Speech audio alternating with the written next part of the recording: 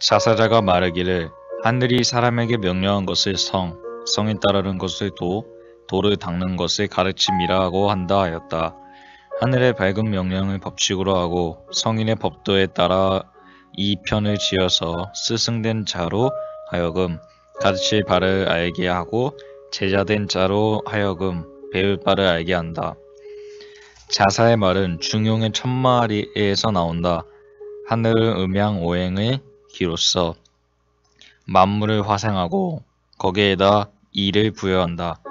사람이 타고나는 이를 성이라 하며 성과 이는 같은 것이므로 이는 곧 성이다 는 말이 나온 것이다. 성은 지극히 선한 것으로서 모든 사물에 대응하는 도리가 갖추어져 있다. 성을 쫓아서 행한다면 곧 인간의 길을 가는 것이다. 그러나 사람은 자질을 각기 달리하기 때문에 총명한 자는 성을 쫓아서 인간의 길을 가겠지만 어리석은 자는 인간이 가야 할 길을 알지 못한다. 여기에 성인이 나와서 인간이면 반드시 행하고 지켜나가야 할 도리를 밝혀놓았으니 이것이 가르침이다. 주자는 이 글에서 자사의 말을 인용하여 가르침의 유래를 밝혔으며 스승된 자와 배우는 자에게 바른 방향을 제시해 주는 것이 입교편의 기술하는 이유임을 설명했다. 제1장 연려전에 말하기를 옛날에는 부인이 아이를 베면 잠잘 때 몸에 기울게 하지 않으며 앉을 때 한쪽이 치우치게 하지 않으며 설 때 한쪽 발만을 의지하지 않았다. 맛이 정성이 아닌 것을 먹지 않으며 벤 곳이 반듯하지 않으면 먹지 않으며 자리가 반듯하지 않으면 앉지 않았다. 눈으로는 사악한 빛을 보지 않으며 귀로는 음란한 소리를 듣지 않으며 밤에는 소경을 시켜 시를 외우고 바른 일을 이야기하게 했다 하였다. 이와 같이 하여 아들을 낳으면 형용이 단정하고 재주가 남보다 뛰어났다고 한다. 여기서는 임신한 부인이 몸가짐을 바르게 가져서 뱃속의 아이를 가르치는 일을 말하고 있다. 이것을 일컬어 태교라고 한다. 이와 같이 하면 태어나는 아이의 용모가 단정하고 재주가 뛰어나게 된다는 생각에서 과거에는 극히 중요시했다. 내칙에 말하기를 아들을 낳으면 여러 어머니나 그 밖에도 할 수 있는 자 중에서 반드시 너그럽고 인자하고 온화하고 공경하며 신중하고 말이 적은 사람을 가려서 아이의 스승이 되게 한다. 아이가 능히 밥을 먹게 되면 오른손으로 먹도록 가르치며 능히 말을 하게 되면 사내 아이는 빨리 대답하고 계집 아이는 느리게 대답하게 하며 사내 아이의 띠는 가죽으로 하고 계집 아이의 띠는 실로 한다. 6살이 되면 숫자와 방위를 이름을 가르친다. 7살이 되면 사내 아이와 계집 아이가 자리를 같이 하지 않게 하며 음식도 함께 먹지 않게 한다. 8살이 되면 들어가고 나갈 때와 모임의 자리에서 나갈 때 그리고 음식을 먹을 때는 반드시 어른보다 나중에 하게 하여 비로소 사양하는 도리를 가르친다. 9살이 되면 날짜 세는 것을 가르친다. 10살이 되면 바깥 스승에게 나아가 배우고 바깥 방에서 거처하고 잠자며 글씨와 셈을 배우게 한다. 명주 저고리와 바지를 입히지 않으며 예절은 초보적인 것에 따르며 아침 저녁으로 어린이로서의 예의를 배우게 하되 간략하고 알기 쉬운 것을 청하여 익히게 한다. 13살이 되면 악을 배우고 시를 외우며 자고로 춤추게 한다. 성동이 되면 상으로 춤추고 활쏘기와 말타기를 배우게 한다. 20살이 되면 관례하고 비로소 예를 배우며 갓 옷과 명주옷을 입을 수 있으며 대화를 춤추며 효제를 돈독히 행하며 널리 배울 뿐 남을 가르치지 않으며 덕을 속에 쌓을 뿐 겉으로 드러나지 않는다. 30살이 되면 아내를 맞이하여 비로소 한 남자로서의 일을 처리하며 널리 배워서 일정함이 없으며 법과 화순에게 사귀어서 그 뜻을 본다.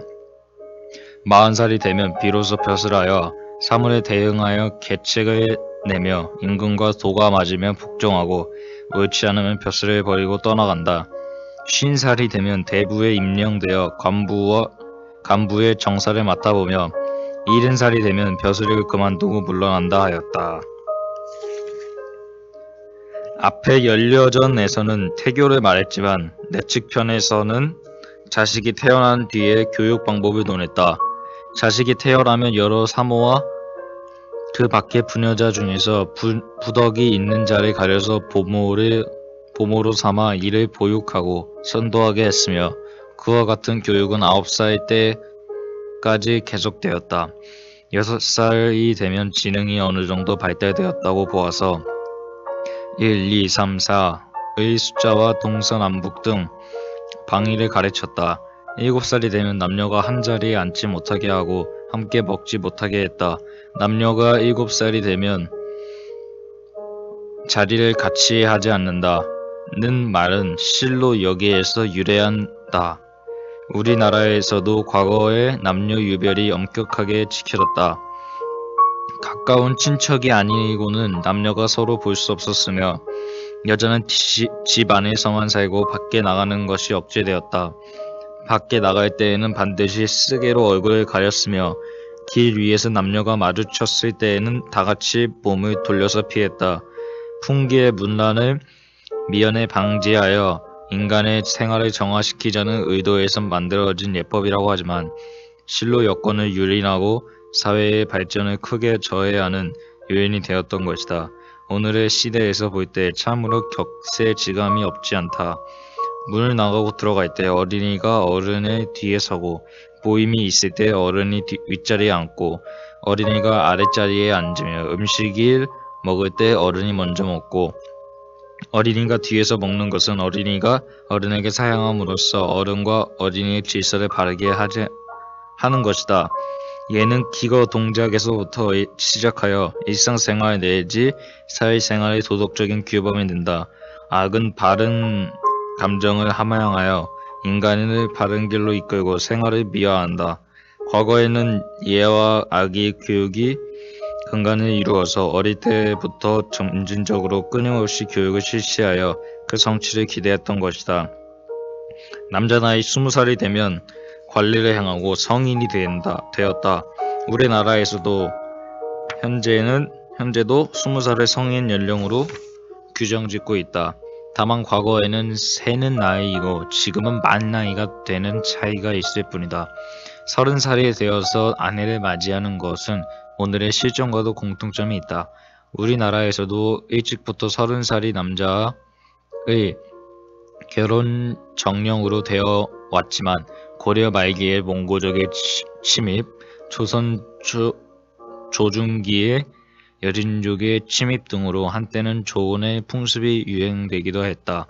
40살이 되어서 비로소 벼슬하는 것은 학식과 경험을 쌓아서 상당한 실력을 갖춘 뒤에야야 국사에 종사할 수 있음을 뜻한다. 이 글에서는 비록 그것을 이상으로 하고 있지만 실지는 20, 30세에 벌써 벼슬길로 올랐다. 대부는 높은 지위인데 50살이 되어서 비로소 대부에 임명되어서 나라의 중요한 정무에 참여할 수 있었다. 70살이 되면 벼슬을 그만두고 물러나야 한다. 몸이 노쇠하여 막중한 국사를 감당하기 어렵기 때문이다. 이 글에서는 9살까지의 남녀의 공통된 교육을 논했고 10살 이후에는 남자의 일에 국한했다. 제2장 2. 계집 아이는 10살이 되면 규문 밖에 나가지 않는다. 부모가 유순한 말씨와 태도 그리고 남의 말을 잘 듣고 순종하는 일을 가르친다.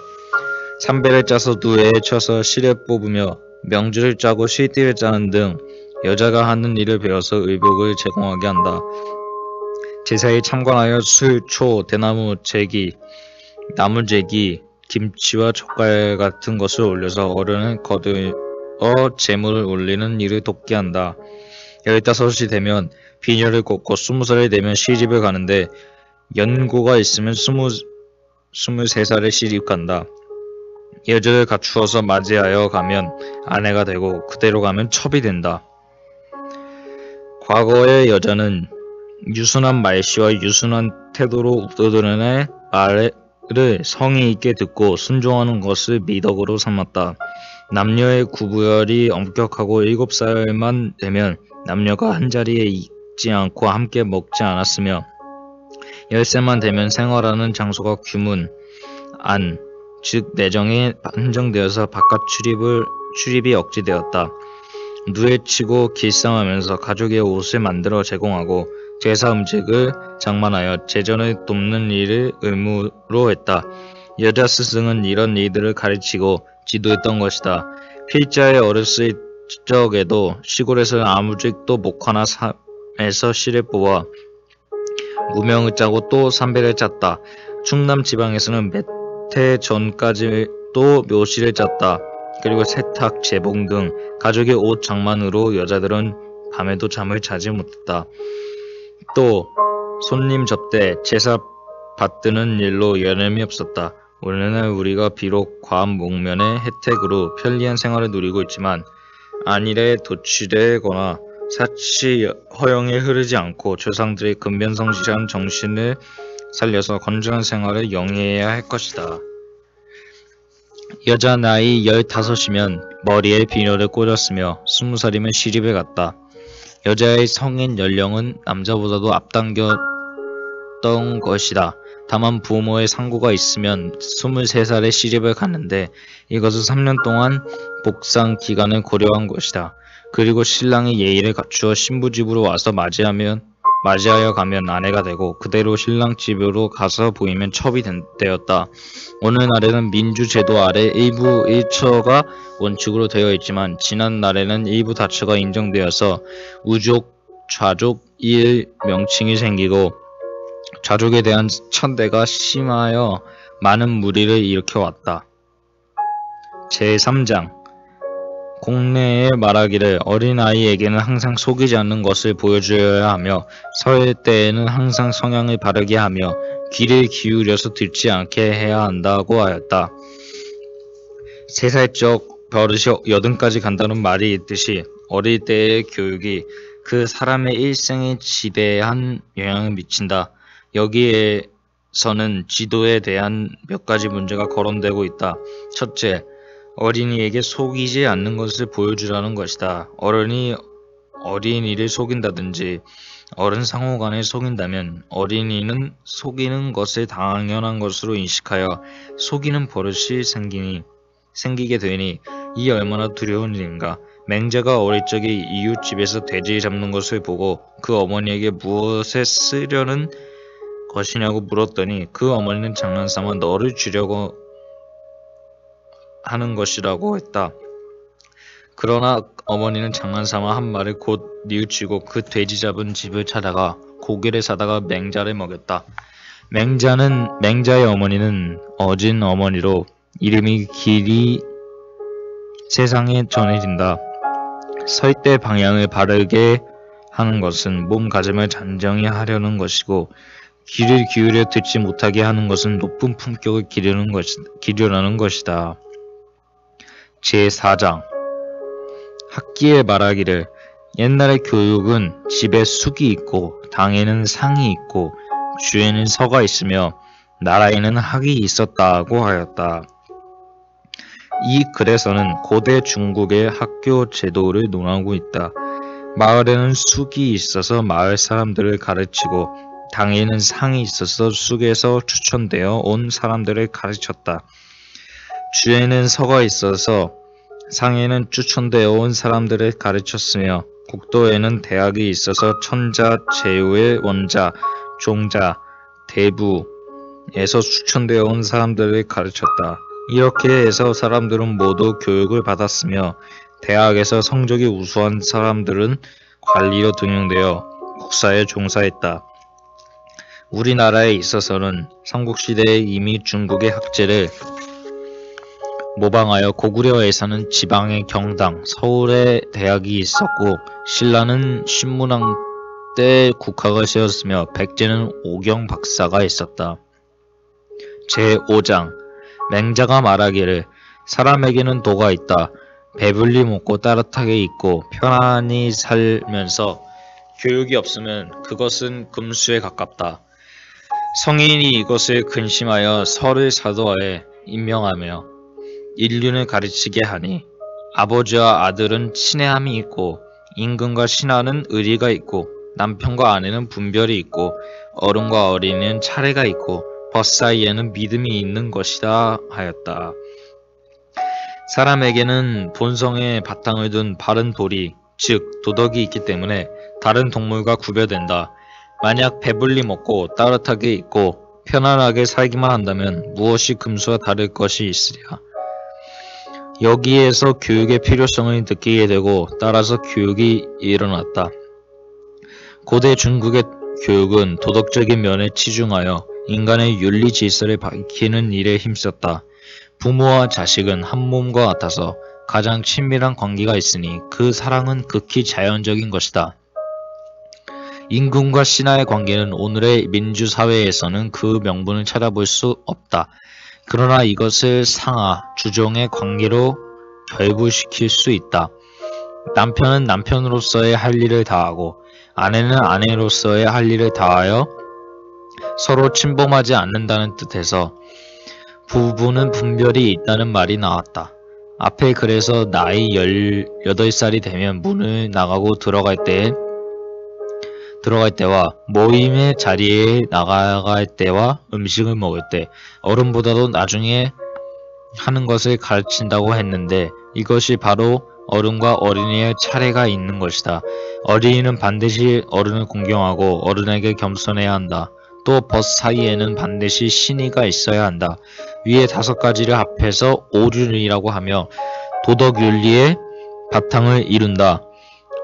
오륜이 밝아지는 곳에서 원만한 인간관계가 이루어져서 화목한 가정, 건전한 사회가 건설된다. 정신과 물질이 조화를 이루는 곳에서 참다운 인간 생활을 영위할 수 있다. 제6장 순이 설에게 명하기를 백성이 침묵하지 않으며 오품이 화순하지 않다. 너를 사도에 임명하니 오륜의 가르침을 펴되 관대하게 하라. 고 하였다. 기에게 명하기를 너를 전하게 임명한다. 주자를 가르치되 고두면서도 온화하며 너그러우면서도 씩씩하며 굳세면서도 사납지 않으며 크면서도 거만함이 없는 성격이 되게 하라. 시는 뜻을 말로 표현하는 것이고 노래는 가락을 붙여서 길게 말하는 것이며 소리는 말을 길게 하는 데에서 생기는 것이고 율은 소리가 협화한 것이다.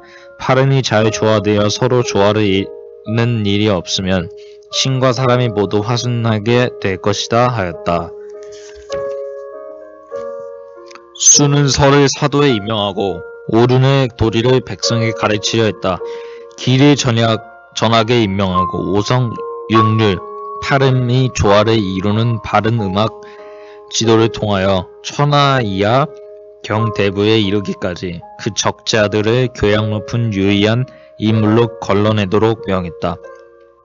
바른 음악은 사람의 정서를 순화하며 인격 도야에 크게 영향을 미친다. 제7장 주례의 대사도가 향의 3가지 일로 만 백성을 가르쳤으며 그 중에서도 우선자를 뽑아서 향음 주례의 빈으로 대우하고 어진 선비로 나라에 청하였고 했다. 첫째, 육덕이니 지, 인, 성, 의, 충, 화다. 둘째, 육행이니 효, 우, 목, 인, 임, 휼이다. 셋째, 육, 예이니 예, 악, 사, 어, 서, 수다.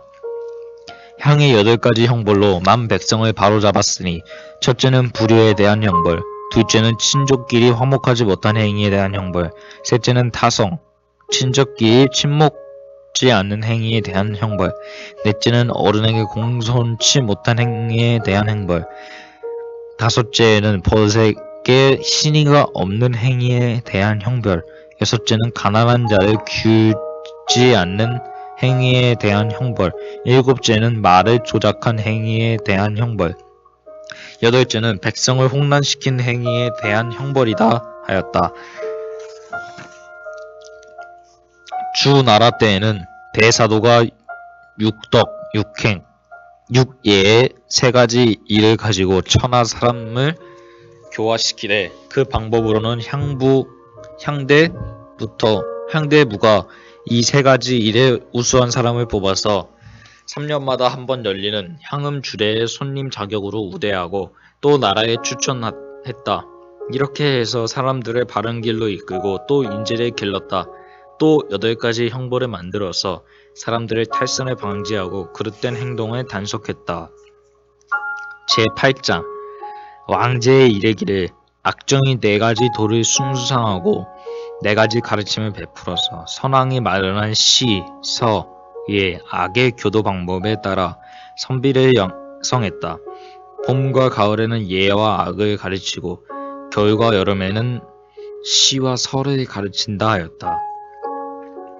이 글로 보아서 주나라의 때의 교육이 시경, 서경, 예경, 악경 등 4가지 경서를 근본으로 했음을 알 수 있다. 4가지 경서는 인간의 도리로 인정되면서부터 주나라 이후에는 줄곧 중요시 되어 왔다.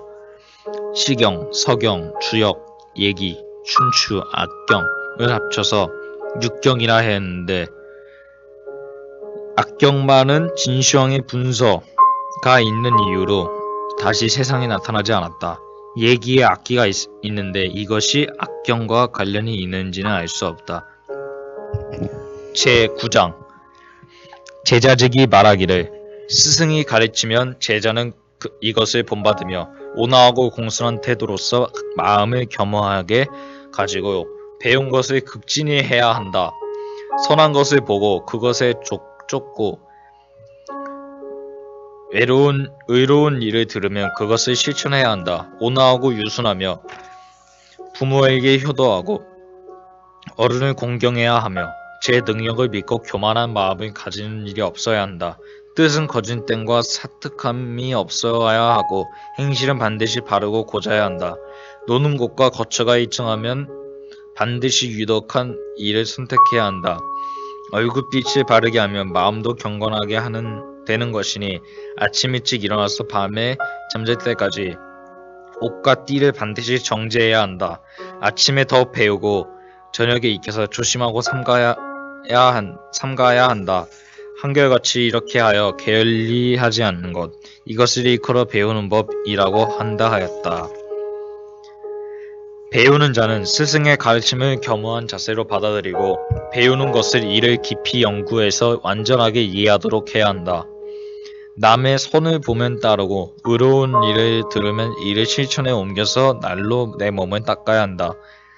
내 능력을 믿고 교만한 생각을 가지는 것은 군물이다.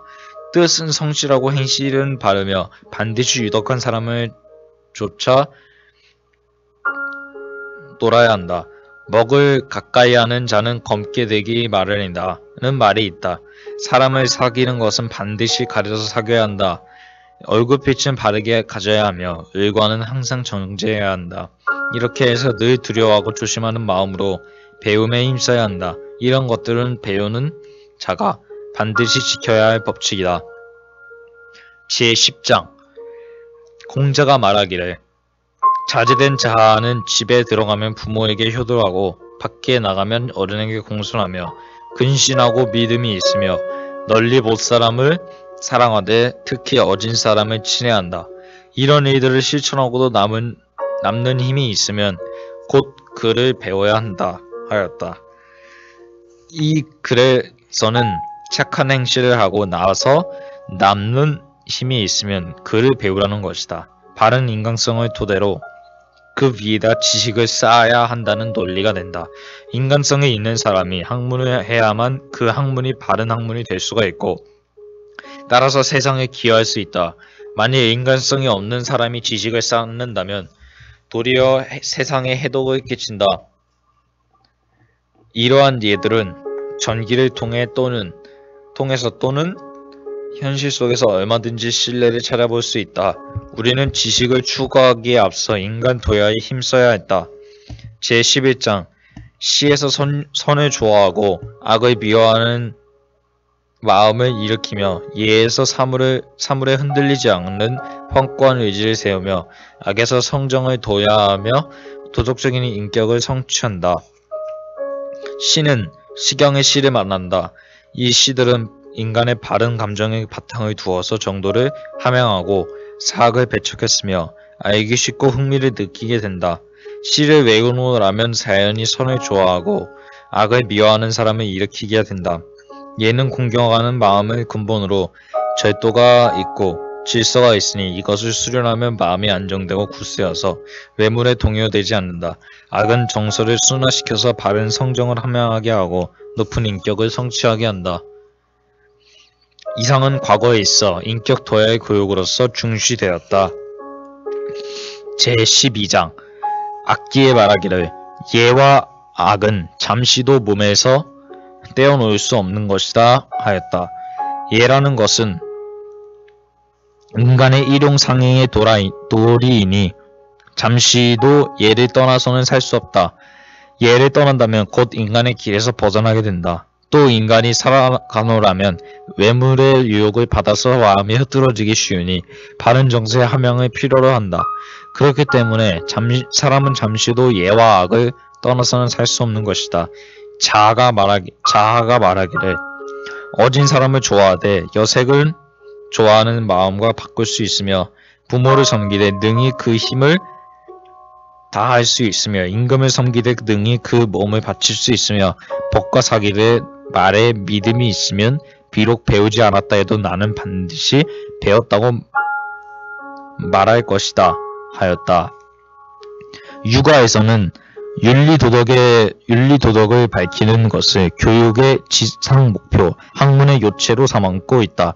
어진이를 존경하는 것, 힘을 다하여 부모를 섬기는 것, 목숨을 바쳐서 인간을 섬기는 것, 법과 사귀어서 믿음이 있는 것, 이 네 가지는 윤리도덕의 가장 큰 것에 속한다. 유교적인 입장에서 볼 때 이 네 가지의 실천을 할 수 있으면 그것은 배운 사람 중에서도 착실하게 배운 사람으로 인정되어야 한다. 사실 배운 사람 중에는 인간의 도리에 배치되는 사람이 얼마든지 있다. 오늘의 시대에도 이 네 가지 도덕은 반드시 존중되어야 한다. 다만 목숨을 바쳐서 임금을 섬긴다는 말은 목숨을 바쳐서 나랑을 사랑하는 말로 바꾸어 해석해야만 할 것이다. 제2편 명륜 맹자가 말하기를 상, 서, 학, 교 이를 설치하여 가르침은 모두 인륜을 밝히기 위한 것이다 하였다. 성경을 상고하고 현전을 평론하여 이 편을 짓고 어린 선비를 가르친다. 1. 부자 지친 제1장 내치게 말하기를 아들이 부모를 섬길 때에는 닭이 처음 울면 모두 세수하고 양치질하고 머리를 빗고 검은 비단으로 머리털을 싸매고 비녀 꽂고 비단으로 머리를 묶어서 상투를 장식하고 다팔머리 위에 먼지를 털고 관을 쓰고 관끈을 들이우고 현단복을 입고 술갑을 착용하고 큰 띠를 띠고 홀 꽂고 왼쪽과 오른쪽에 쓸 물건들을 차고 행전치고 신신고 신끈을 맨다. 며느리가 시부모를 섬기는 것도 부모를 섬기는 것 같이 하여 닭이 처음 울면 모두 세수하고 양치질하고 머리 빗고 검은 비단으로 머리를 싸서 쭉 찌고 비녀 꽂고 비단으로 머리를 묶어 쭉 장식하고 옷 입고 큰 띠 띠고 왼쪽과 오른쪽에 쓸 물건들을 차고 향이 든 주머니를 차고 신고 신끈을 맨다. 이와 같이 하고서 부모와 시부모가 계신 곳으로 아침 문안을 드리러 간다. 그곳에 이르면 숨소리를 낮추고 말소리를 부드럽게 하면서 입으신 옷이 덥고 찬 정도를 묻는다. 만일 아파하시거나 가려워하시면 조심하여 짚어오며 긁어드린다. 출입하시게 되면 앞에 서기도 하고 뒤에 서기도 하며 삼가 부축해드린다. 세수물을 드릴 때에는 어린 자는 대야를 받들고 나이 많은 자는 물을 받들어서 부어 씻으시기를 청한다. 씻기를 마치면 수건을 드린다. 잡숫고 싶은 것을 물어서 공손히 드리되 얼굴빛을 부드럽게 하면서 뜻을 즐겁게 하니 부모나 시부모가 반드시 맛보신 뒤에야 물러나온다. 남녀로서 아직 반쓰지 않고 비녀 꽂지 않는 자는 자기 처음 울면 모두 세수하고 양치질하고 머리 빗고 검은 비단으로 머리를 싸매고 다팔머리 위에서 먼지를 털고 머리털을 묶어서 뿔 모양을 만들고 향량을 메우고 향기나는 물건은 찬다. 먼동이 틀 때 아침 문안을 드린다. 무엇을 잡수시겠습니까? 하고 여쭈어서 이미 잡수셨으면 물러나오고 아직 잡수지 않으셨으면 어른들을 좋아서 잡수실 음식 준비를 보살필 것이다 하였다. 옛날에는 아들, 며느리, 딸들이 아침 저녁으로 부모에게 문안을 드렸는데 이것을 일러 혼정신정이라 했다. 이 글에는 아들 며느리가 아침 일찍 일어나 양치질하고 세수하고 일관을 정지하고서 부모 시부모가 계신 처소에 나아가 문안하는 이들과 아직 결혼하지 않은 아들과 딸이 부모에게 드리는 예절이 나와 있다. 우리에게도 최근 새해까지 이 같은 예절을 지켰다. 아침이면 아들, 며느리, 딸들이 일찍 일어나 부모가 계신 처소에 나아가 절하여 문안드리고 채순물을 올리고 방수제를 한 뒤 진지상을 올렸으며 식사를 마친 뒤에야 물러나왔다. 지금은 이 같은 예절이 모두 없어졌지만 아직도 완고한 집에서는 며느리가 새로 들어오면 사흘 동안 시부모께 문안드리게 한다. 시대가 달라져도 그와 같은 예절을 그대로 지킬 수는 없다고 하지만 아침 저녁으로 부모의 안부를 살피는 것 등을 행하는 것이 인정이요 도리라고 본다. 제2장 모든 안과 밖의 사람들은 닭이 처음 울면 모두 양치질하고 세수하고 옷 입고 베개와 잠자리를 걷는다. 방과 마루와 뜰을 소재하고 자리에 펴놓는다. 그리고 나서 각기 자기 일에 종사한다. 이 글에는 첫 닭이 울면 일어나서 자기가 맡은 일에 종사할 때까지 할 일들을 차례로 논하고 있다. 제3장 부모나 시부모가 장차 일어나 앉으려고 하시면 깔고 앉은 자리에 받들어 들고 어느 쪽을 향하여 자리를 깔까요? 하고 묻는다. 장차 누우려고 하시면 나이 많은 자는 깔고 누울 자리를 받들어 들고 발을 어느 쪽에 누우실 건가요? 하며 물으며 나이 적은 자는 침상을 받들고 옆에 매시어 앉는다. 일어나시면 모시는 자는 안석을 들고 자리와 대자리를 거둔다. 이불을 묶어서 달고 베개는 상자에 넣으며 대자리는 걷어서 싸서 둔다. 부모나 시부모의 옷과 이불과 대자리와 베개와 안석은 일정한 곳에 두어서 함부로 옮기지 않으며 지팡이와 신은 소중하게 감수하여 감히 몸에 가까이 하지 않는다. 대, 모, 치, 이 등의 그릇은 부모가 먹다 남은 음식을 먹을 때가 아니면 감히 쓰지 못하며 부모가 늘 잡수시는 음식은 먹다 남은 것이 아니면 감히 먹지 못한다. 이 글에서는 부모의 기거를 편안하게 해드릴 것과 부모의 물건을 소중히 다룰 것을 강조했다. 제4장 부모나 시부모가 계신 곳에 있어서 명령하시는 일이 있으면 빨리 응하고 나서 공손히 대답하는 말씀을 드린다.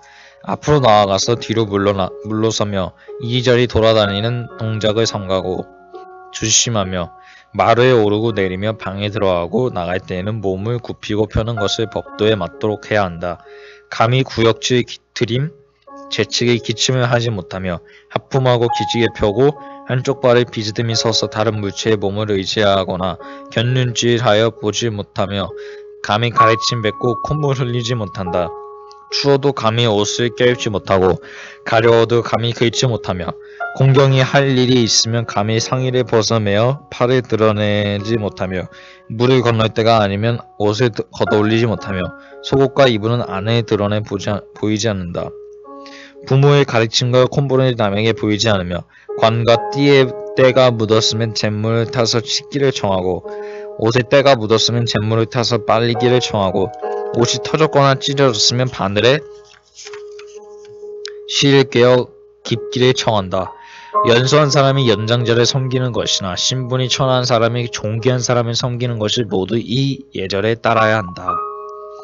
이 글에서는 부모, 시부모를 섬기는 일상적인 예절에 대해서 논하고 있다.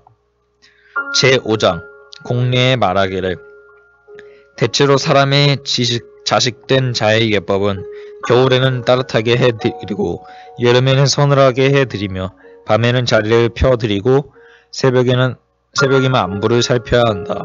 밖에 나가면 반드시 엽죽고 돌아오면 반드시 뵈야 한다. 노는 곳이 반드시 일정한 곳이 있어야 하고 익히는 것이 반드시 일정한 업이 있어야 하며 평상시에 말에 자신이 늙었다고 말하지 않아야 한다 하였다.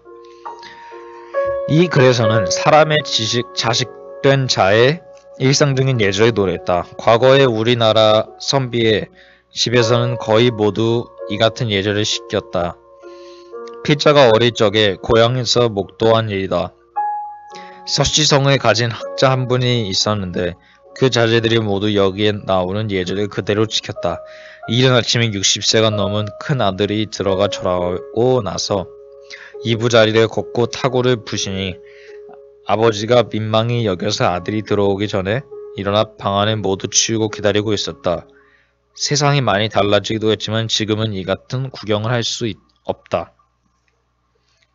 제6장 예기에 말하기를 효자로서 부모를 깊이 사랑하는 마음이 있는 자는 반드시 화기가 있고 화기가 있는 자는 반드시 즐거워하는 빛이 있으며 즐거워하는 빛이 있는 자는 반드시 유순한 모습이 있다.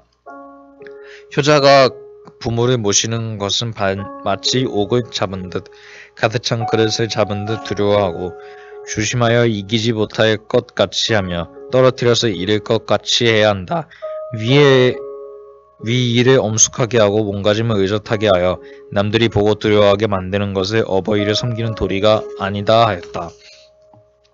효자는 온화한 기운, 즐거워하는 얼굴빛, 유순한 모습이 있어야 한다.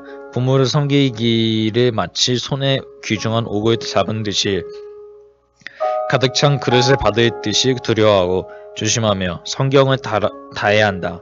엄숙한 위에 의젓한 몸가짐은 사람의 자식된 자가 가질 태도가 아니다. 제7장 경례에 말하기를 사람의 자식된 자는 방 아랫목에 거처하지 않으며 한가운데 자리에 앉지 않으며 길 한복판으로 다니지 않으며 문 한가운데 서지 않는다. 음식과 언양의 분량을 제한하지 않으며 제사의 시가 되지 않는다. 소리가 없어도 듣고 표현이 없어도 본다. 높은 곳에 오르지 않으며 깊은 곳에 가지 않으며 구차하게 남을 비방하지 않으며 구차하게 웃지 않는다 하였다. 과거에는 아무리 나이가 많아도 부모가 살아계시면 어른 행세를 못했다. 그렇기 때문에 감히 방의 아랫목에 거처하지 못하고 한가운데 자리에 앉지 못하고 길 한복판에 다니지 못하고 문 한가운데 서지 못했다.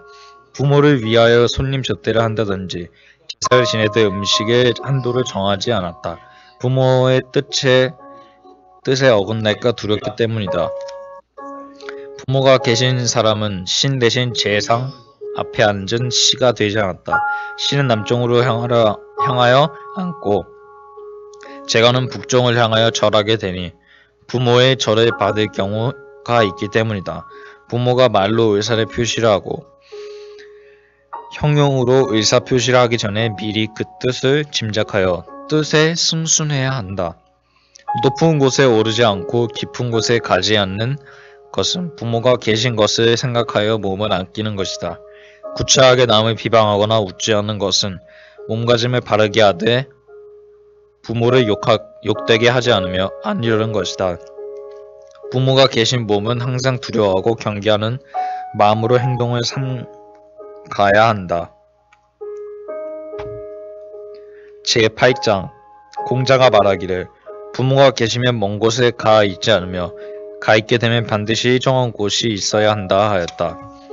지금은 교통이 발달되어서 아침에 서울을 떠나 부산에 가서 볼일을 보고 저녁에 돌아올 수 있고 항공기를 이용한다면 이 세상 어느 곳도 하루면 당도할 수 있다. 그러나 옛날에는 서울에서 부산을 왕복하면 빨라야 20일이 걸렸으며 우편물 같은 것은 상대방이 받은 날짜를 기약할 수 없는 형편이었다. 늙은 부모가 계신 사람이 먼 곳에 가 있으면 아침 저녁으로 문 안 들이지 못하는 것은 고사하고 항상 마음이 불안하다. 그리고 또 집에 계신 부모님에게 근심을 끼치게 한다. 그렇기 때문에 먼 곳에서 가서 객지 생활하는 것을 삼겼던 것이다. 어찌할 수 없어서 객지에 나가 있을 경우에는 이리저리 자리를 옮기지 못하고 일정한 곳에 있어야 한다. 그래야만 무슨 일이 있을 경우 연락을 받을 수 있기 때문이다. 이런 일은 오늘의 시대에는 해당되지 않는다고 보겠다. 제9장 공내에 말하기를 부모가 계시면 목숨을 바치는 일을 벗에게 허락지 않는다 하였다. 부모가 살아계시면 부모를 봉양해야 할 자식된 도리가 있으니 몸을 소중히 간직해야 한다. 목숨을 바치는 일을 남에게 허락한다면 부모에게 근심을 끼칠 뿐만 아니라 만일 목숨을 잃게 된다면 큰 불효가 된다. 제10장 예기에 말하기를 부모가 계시면 감히 제 몸을 제 것으로 하지 못하며 감히 재물을 사사로이 가지지 못한다. 그것은 백성에게 상하의 질서를 있음을 보이는 것이다. 부모가 계시면 수레나 말 같은 것을 남에게 주지 못한다. 이것은 백성에게 전제하지 못함을 보이는 것이다 하였다. 과거에는 부모가 살아 계시면 부모 중심으로 가정이 성립되기 때문에 몸이 부모에게 매어서 부모의 명령에 따라야만 하니 비록 제 몸이라고 하더라도 감히 제 마음으로 하지 못했다. 비록 돈을 벌어 들이더라도 부모에게 돌리고 감히 제가 차지하지 못했다. 그리고 수레나 말 같은 큰 물건을 남에게 줄 때는 반드시 부모에게 여쭈어 허락을 받아야만 했다. 이것이 한 집안의 질서이고 또 자식의 부모에게 섬기는 도리다. 사정이 달라지고 제도가 달라진 오늘의 시대에는 옳다고 볼 수 없지만 부모에게 엽죽고 부모의 의견을 될 수 있으면 받들어서 일을 처리하는 것은 오늘날도 마땅히 그와 같이 해야 될 줄로 믿는다. 제11장 내치게 말하기를 아들과 며느리로서 효도하고 공경하는 자는 부모와 시부모의 명령을 거역하지 않고 게을리하지 않는다. 만약 음식을 주시거든 비록 즐기지 않는 것이라도 반드시 조금 먹고 다음 명령을 기다리며 옷을 주시거든 비록 좋아하지 않는 것이라도 반드시 그것을 입고 다음 명령을 기다려야 한다.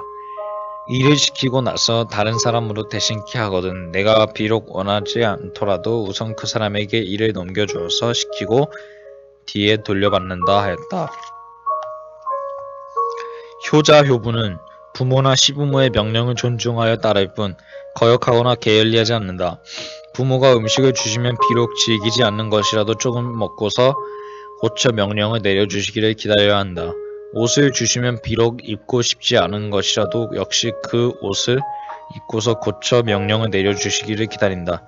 부모가 일을 시키시고 나서 애처롭게 여겨 다른 사람을 대신 시킬 때에는 비록 그 사람에게 시키기를 원치 않더라도 잠시 넘겨줘서 비록 일을 시키고 과연 제대로 하지 못하거든 되돌려 받는다. 이와 같이 하는 것은 모두 부모나 시부모의 뜻을 공경하고 순종하는 도리이다. 제12장 아들과 며느리는 사사로 가지는 재물이 없으며 사사로 저축하는 것이 없으며 사사로 가지는 기물이 없다. 감히 사사로이 남에게 빌려주거나 주지도 않는다. 누가 며느리에게 음식이나 의복, 포백, 폐쇄, 채랑 같은 것을 주면 며느리는 이것을 받아서 시부모에게 드린다. 시부모가 받으면 기뻐하기를 마치 새로 주시는 물건을 받는 것 같이 한다. 만약 도로 주시면 사용하되 사용함도 허락을 얻지 못하면 마치 다시 주시는 물건을 받는 것 같이 하여 간직해 두고 시부모가 필요할 때를 기다린다. 며느리에게 만약 친정 형제가 있어 주고자 하면 반드시 전에 간직해 두었던 물건을 다시 청하여 시부모의 허락을 받은 뒤에 주어야 한다.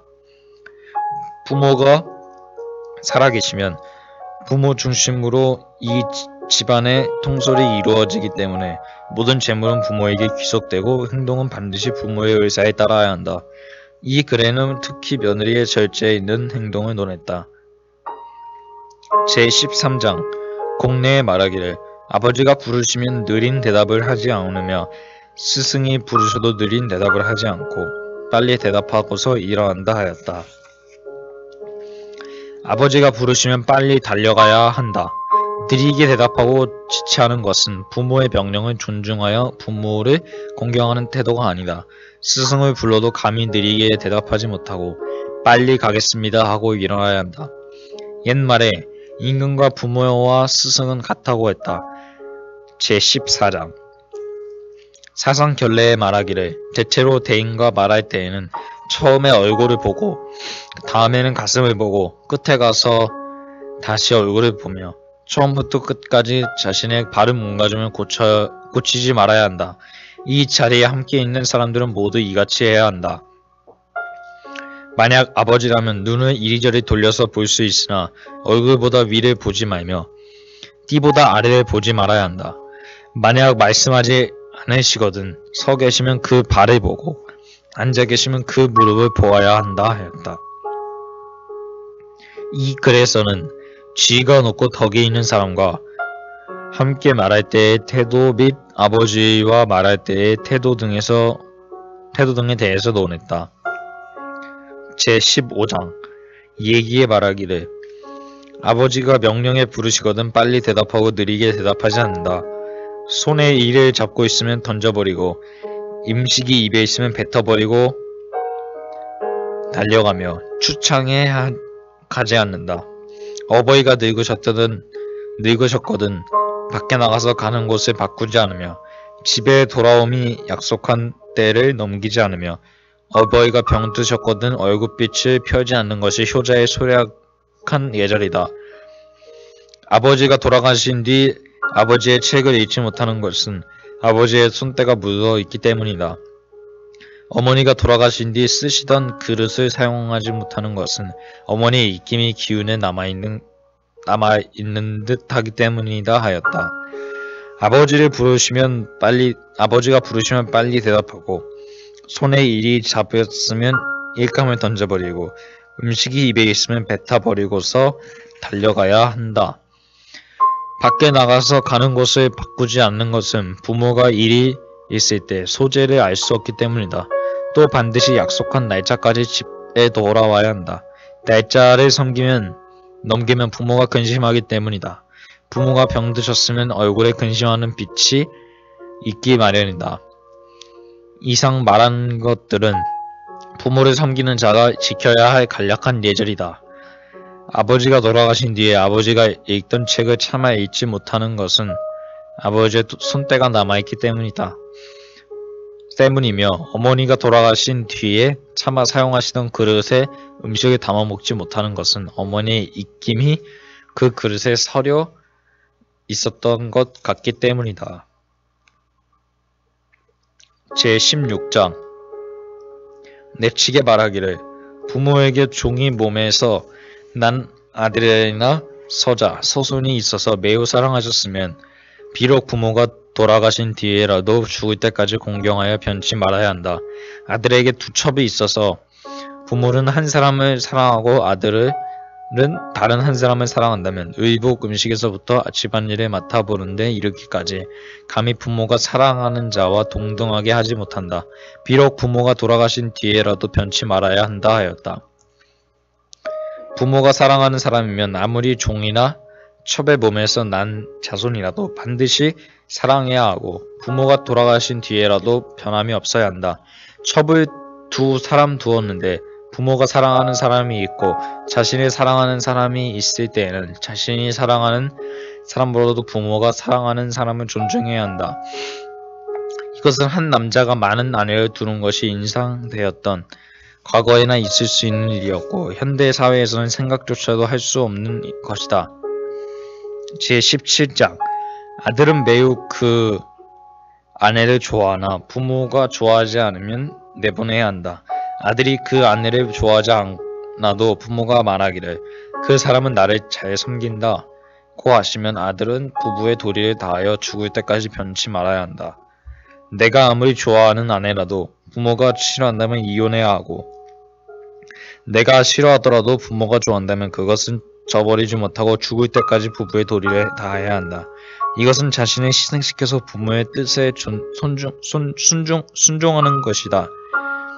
이런 경우에는 아들은 부모를 설득하도록 노력하고 부모도 아들의 생각을 존중하여 원만한 해결을 보는 것이 부모와 아들 사이의 애정을 온전히 하는 것이다. 제18장 증자가 말하기를 효자의 부모를 섬김은 그 마음을 기쁘게 하며 그 뜻을 어기지 않으며 그 듣고 보는 것을 즐겁게 하며 그 잠자리와 거처를 편안케 해드리며 또 맛있는 음식을 드려 성의껏 봉양한다. 이런 까닭에 부모가 사랑하시던 것을 사랑하고 부모가 경공하던 일을 공경한다. 개와 말에 이르기까지도 모두 이와 같이 학원을 하물며 사람이랴 하였다. 부모의 마음을 기쁘게 해드리는 것을 양지라고 하고 맛있는 음식을 만들어서 대접하는 것은 입과 몸을 기른다고 하여 양고체라고 한다. 부모를 봉양하는 것은 양지와 양고체를 겸해야만 한다. 어느 하나도 부족함이 있어서는 안 된다. 마음이 즐거운 것이 제일이라고 하여 양지가 더욱 강조되고 있다. 여기에도 부모가 사랑하던 것을 사랑하고 부모가 공경하던 일에 공경하라는 말이 나와 있다. 내치게 말하기를 제19장 내치게 말하기를